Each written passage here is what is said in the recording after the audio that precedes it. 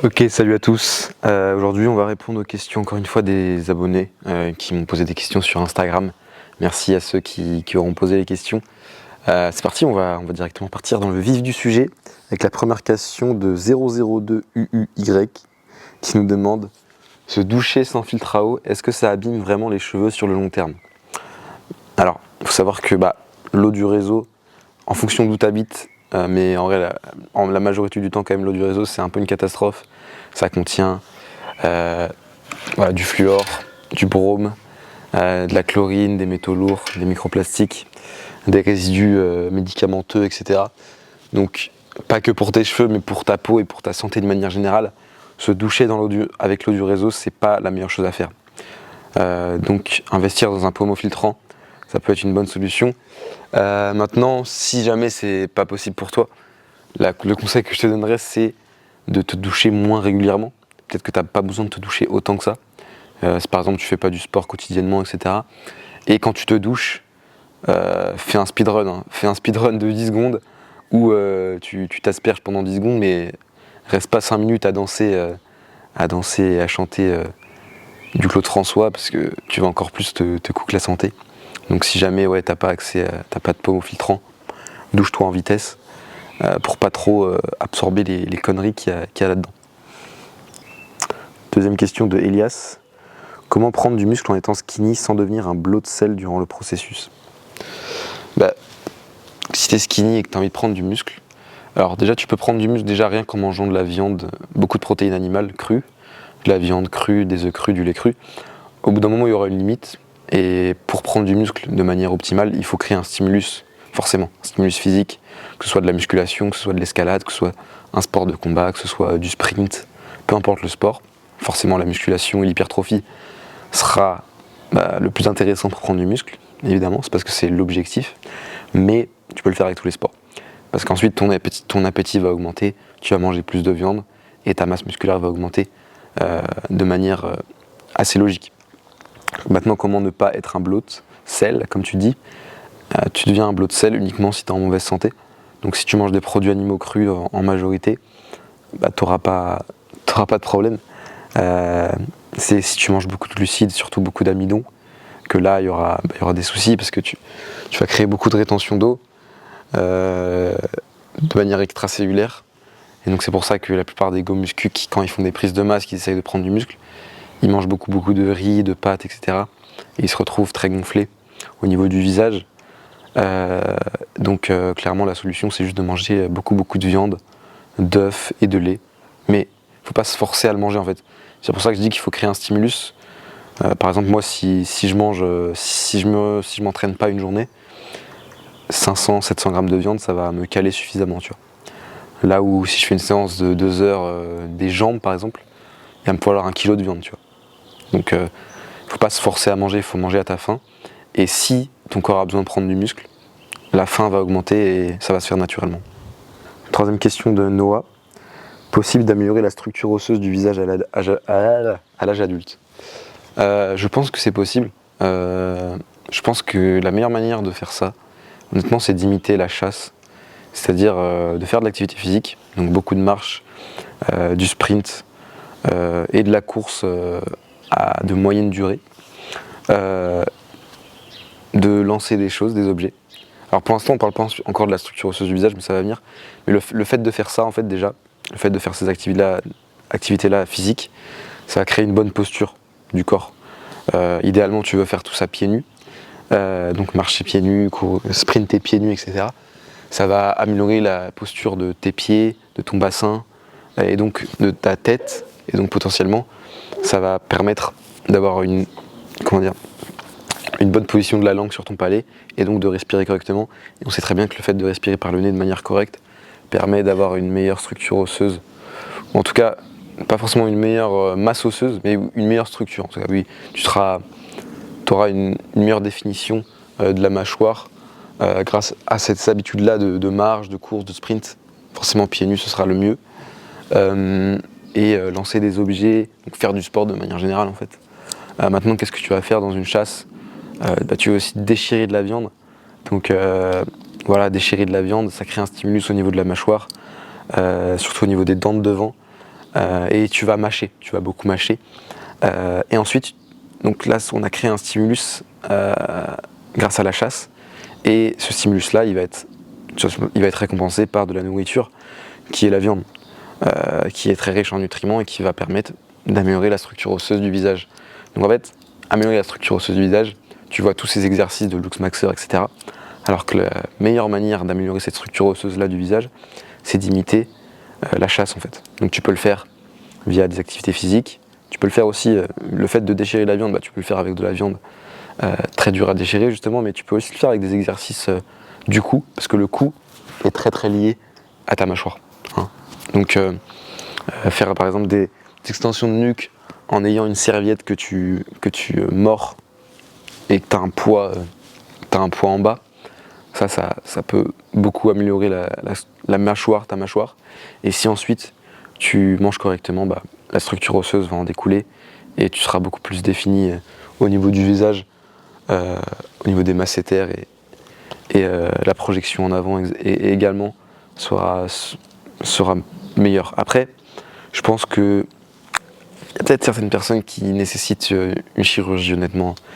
Ils ont tellement été cooks dans leur jeunesse, etc., que une chirurgie peut-être s'impose, mais je ne suis pas assez renseigné sur le sujet pour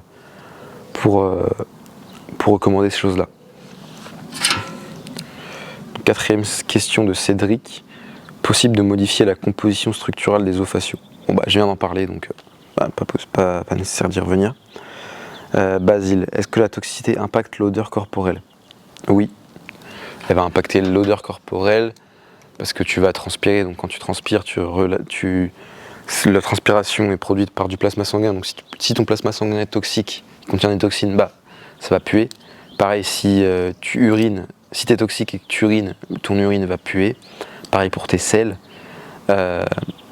Pareil pour... c'est tout en fait. Plus tu vas être propre, plus tu vas avoir un sang propre, moins tu vas avoir d'odeur corporelle, ça c'est vrai. Maintenant, tu auras quand même une odeur corporelle, les phéromones, avec l'androstérone, qui est absolument essentiel justement pour attirer les gens autour de toi, surtout le sexe opposé. Donc ouais, c'est essentiel de quand même avoir une odeur corporelle. Et la plupart des gens, je pense, aujourd'hui pensent qu'ils ont une odeur corporelle forte et qui pue. Mais c'est une bonne chose en soi. Après, ça peut être juste de la toxicité, et donc ça peut puer vraiment, genre de la merde qu'il y a dans ton corps.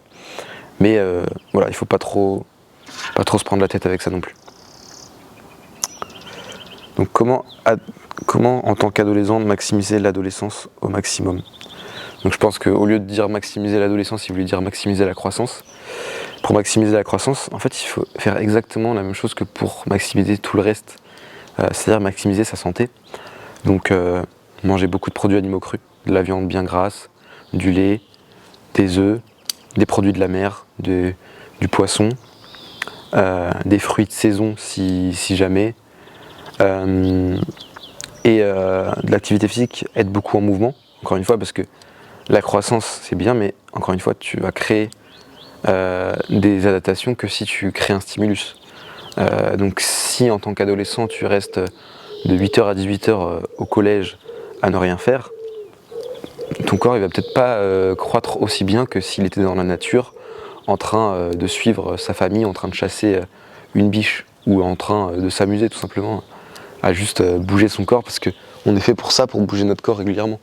Donc juste bouge beaucoup, mange beaucoup, dors beaucoup, et ta croissance elle va être comme il se doit. Évidemment, dans le contexte dans lequel on vit aujourd'hui, il y a un processus de détoxification par lequel il faut passer, par lequel on n'a pas le choix de passer malheureusement, mais voilà. Avis du thumb pulling. Le thumb pulling, ça peut être bien, mais honnêtement juste le fait de coller sa langue au palais et des fois la coller très très fort, ça peut juste suffire. Et justement le fait de beaucoup mâcher, de beaucoup déchirer la viande, tu remarqueras qu'après faire ces actions-là, ta langue se colle beaucoup plus facilement au palais. Donc ça revient encore une fois au fait d'imiter un peu la chasse, c'est-à-dire que t'as juste à déchirer de la viande qui est dure à déchirer, à mâcher de la viande qui est dure à mâcher, et ensuite ta langue à marcher beaucoup dans une bonne posture. Et ensuite ta langue elle va naturellement se coller au palais, créer de la pression et ça va te permettre d'avoir une structure osseuse optimale. Quelle séance d'entraînement pour prendre du muscle? Alors tout va te faire prendre du muscle. Tu peux très bien faire du full body, du upper lower, du split où tu fais que un muscle par séance. Tout va fonctionner en réalité. L'important c'est de créer une surcharge progressive. C'est ça qui va te permettre de prendre du muscle, c'est de faire mieux à chaque séance. C'est ça, et créer simplement un stress mécanique qui fait que ton corps va être obligé de s'adapter. Donc ça c'est essentiel. Maintenant, les exercices polyarticulaires sont quand même très efficaces pour prendre du muscle assez facilement, même si les exercices d'isolation sont aussi intéressants. Mais voilà, pour les débutants, les exercices polyarticulaires sont quand même très intéressants pour prendre du muscle facilement, sans trop se prendre la tête. Voilà, des tractions, des dips, des squats, du deadlift roumain, du bench, tous ces exercices-là polyarticulaires qui sont fantastiques. Donc voilà. Penses-tu avoir entièrement détoxifié et comment savoir quand arrêter les 9 grammes? Donc les 9 grammes de sel par litre, j'imagine. Penses-tu que j'ai détoxifié? Non, je ne pense pas avoir entièrement détoxifié. J'en suis même sûr, en fait. Voilà, il faut bien comprendre que de toute façon, même si tu n'es pas entièrement détoxifié, tu es censé te sentir bien quand même, parce que ce qui va faire que tu te sens bien ou pas, c'est la toxicité de ton sang. Donc moi je sais que j'ai relativement un sang plutôt propre pour le coup, et la plupart des gens ont un sang propre, sinon ils se sentiraient vraiment comme des merdes. Ce qui va vraiment, là où les toxines sont stockées, c'est dans les cellules, surtout les cellules adipeuses. Et pour justement les enlever, ces toxines-là, il faut soit perdre du gras, mais du coup il va falloir évacuer en s'hydratant correctement, soit avoir un sang très propre pour que les cellules s'hydratent et puissent relâcher ces toxines-là qui sont présentes dans les cellules. Donc c'est un processus qui peut être plus ou moins long en fonction de ce que tu fais. Et justement, plus tu vas consommer d'eau salée, avec une concentration en sel plus élevée, plus tu vas accélérer le processus, on va dire. Mais tu peux très bien rester à 3 grammes de sel par litre toute ta vie et te sentir très bien. Et voilà, ton tissu adipeux, il est fait pour ça, pour stocker les toxines. Donc si toi tu te sens bien et que ça te dérange pas d'avoir un peu de toxines dans tes cellules adipeuses et d'être du coup un petit peu plus gras que ce que tu pourrais être, très bien, tu vois, fais ça, tu vois. Maintenant, si tu veux accélérer le processus, tu mets 9 grammes de sel, voire même 10, pour créer justement une surcharge minérale et forcer ton corps à évacuer le surplus et donc détoxifier les toxines qu'il y a dans ton sang. Donc il n'y a pas de règle en fait. Comment ne plus avoir de cernes?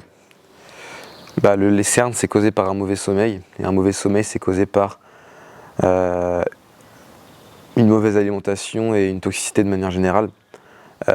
Si tu donnes pas ce dont ton corps a besoin pour se réparer correctement, il va pas pouvoir dormir correctement, donc tu vas avoir des cernes. Maintenant, je pense pas que ce soit le cas de la majorité des gens. Je pense que la plupart des gens mangent relativement correctement. Ce que je veux dire quand ils mangent correctement, c'est-à-dire qu'ils donnent de l'énergie à leur corps. Ce qui va vraiment jouer sur la qualité du sommeil, c'est à quel point tu donnes de l'énergie à ton corps. Donc ça, je pense que la plupart des gens le font, que ce soit avec des glucides ou des lipides, peu importe. Les gens le font et ont un bon sommeil grâce à ça. Maintenant, ce qui peut jouer aussi, c'est la toxicité du sang. Plus ton sang va être toxique, moins tu auras un bon sommeil et donc plus tu auras des cernes. Parce qu'il faut bien comprendre que la nuit, c'est là où ton corps va se réparer le plus, va détoxifier le plus. Donc si tu as un sang toxique, tes cellules ne vont pas pouvoir vraiment se réparer et détoxifier. Parce que comme on l'a dit, les cellules vont s'hydrater uniquement si ton sang est propre. Donc si ton sang est toxique la nuit, tes cellules ne vont pas s'hydrater et donc ne vont pas pouvoir détoxifier et relâcher de toxines dans le milieu intracellulaire. Donc pour bien dormir, il faut avoir un sang propre. Et pour avoir un sang propre, il faut manger correctement, des produits animaux crus, et s'hydrater correctement. Et aussi d'autres choses, d'autres facteurs qui peuvent jouer, mais voilà, les 2 facteurs les plus importants seront l'alimentation et l'hydratation, selon moi. Comment faire pour la calvitie si même régler le mode de vie change rien? Régler le mode de vie, ça veut rien dire. Calvitie, encore une fois, Bon, je vous renvoie vers ma vidéo YouTube sur la calvitie parce qu'elle est beaucoup plus complète. Mais ouais, régler ton mode de vie, ça ne veut rien dire. Et c'est pas comme ça que tu vas régler ta calvitie en fait. Il faut être plus précis que ça. Soigner l'acné de manière définitive, surtout l'inflammatoire, et aussi la qualité de couleur des yeux. Bon, le gars veut tout régler. L'acné, encore une fois, j'ai fait une vidéo YouTube sur le sujet, donc je t'invite à aller la voir. Et la qualité de couleur des yeux, encore une fois, ça passe par à quel point tu es toxique. Moi, je pense que le clair montre une pureté du corps, tandis que le foncé montre justement une toxicité. Si tu as des yeux très clairs, ça veut potentiellement dire que tu es en bonne santé. Si tu as des yeux très sombres, potentiellement tu es en mauvaise santé, selon moi. Maintenant, tu peux avoir des yeux marrons. Je ne dis pas que la seule couleur d'yeux, c'est la couleur bleue. Simplement, si tu as des yeux marrons, ils devraient être marron clair et pas marron foncé. S'ils sont marron foncé, ça veut dire que, à mon avis, tu as des choses à améliorer au niveau de ton corps. Et pareil, si tu as les yeux bleus, s'ils sont gris, à mon avis, ils peuvent devenir, s'ils sont vert-gris, à mon avis, ils peuvent devenir bleus également, tu vois. Donc, c'est vraiment une question de pureté. Et je pense que la réflexion de l'œil vis-à-vis de cette pureté-là du corps est assez réelle. Alors, je pense pas que ce soit aussi poussé qu'on veut nous le faire croire avec l'iridologie, mais rien que du fait d'avoir cet effet-là des couleurs, à mon avis, ça joue effectivement. Est-ce que la façon comme on court David Goggins impacte sa santé et son apparence? Il stresse beaucoup son corps pour le coup, David Goggins, c'est pas du tout naturel de courir autant, selon moi. Maintenant, je pense que c'est limite mieux d'être David Goggins que d'être un obèse américain dans son canapé à manger du McDo, tu vois. Forcément, il y a ces deux extrêmes-là, et si je devais en choisir un, ce serait David Goggins. Maintenant, le mieux, c'est de marcher beaucoup, de manger bien, de bien dormir, de faire de l'activité physique de résistance, ou un sport qui est kiffant à faire, hein, tu fais pas un sport juste pour no pain no gain, tu vois, et tu t'en sors bien niveau santé. Donc forcément, ça va impacter sa santé et son apparence, forcément.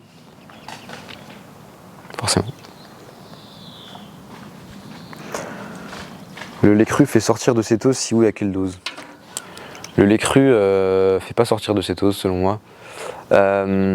Tout simplement parce que déjà, si tu bois 1 litre, ça fait... En fait, il faut bien comprendre qu'un homme normal de 70-80 kg brûle environ 2000 calories au repos.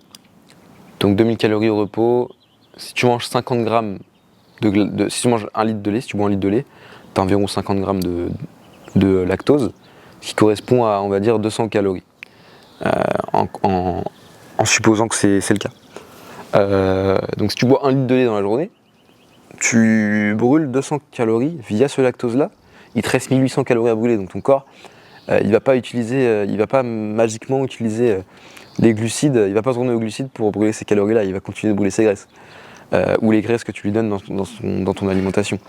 Donc maintenant, soyons plus extrêmes, tu donnes 4 litres de lait, donc 200 grammes de lactose, donc 800 calories, pareil, t'atteins pas du tout tes besoins énergétiques, donc tu vas rester dans un état de cétose. Et tu peux même manger des pommes de terre et être dans un état de cétose en réalité. Parce que ton corps, il s'en fout. Ce qu'il veut, c'est avoir de l'énergie. Donc si tu la donnes, peu importe avec quoi tu lui donnes de l'énergie, si au bout d'un moment, il lui manque de l'énergie, il va utiliser sa graisse.